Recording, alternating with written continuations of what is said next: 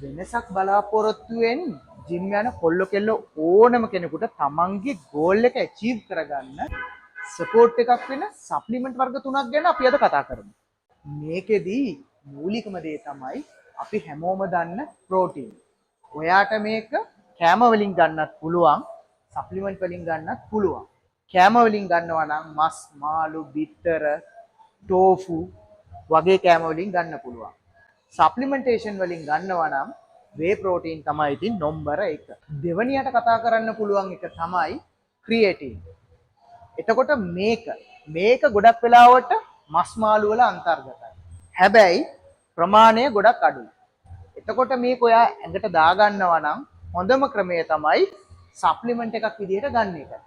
හැබැයි ඒකත් ක්‍රියේටින් මොනෝහයිඩ්‍රේට් එකකට යන්න පුළුවන් නම් සාක්කුවට වාසි. ඔය කොයි ක්‍රියේටින් වර්ගයක් ඇඟ ඇතුලේදී වැඩ කරන්නේ එකම විදිහට. ඒක නිසා සාක්කුවට වාසි ක්‍රියේටින් මොනෝහයිඩ්‍රේට් පාවිච්චි කරන්න.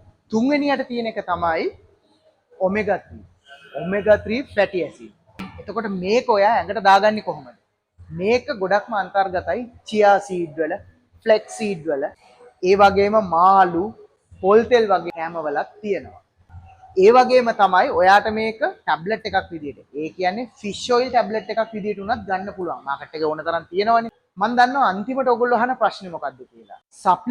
සප්ලිමන්ට් කියන්නේ ස්ටීරොයිඩ්ද කියලා අහනවා.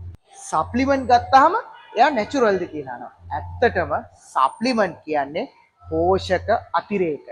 ඒවත් කෑම වලට ආදේශ කරන්න පුළුවන් දේවල්. මොකද කෑම වලින් කැලරි කවුන්ට් එක ගොඩක් එනවා. එතකොට ඒ කැලරි කවුන්ට් එක මග අරින්න තමයි අපි සප්ලිමන්ට් පාවිච්චි කරන්නේ.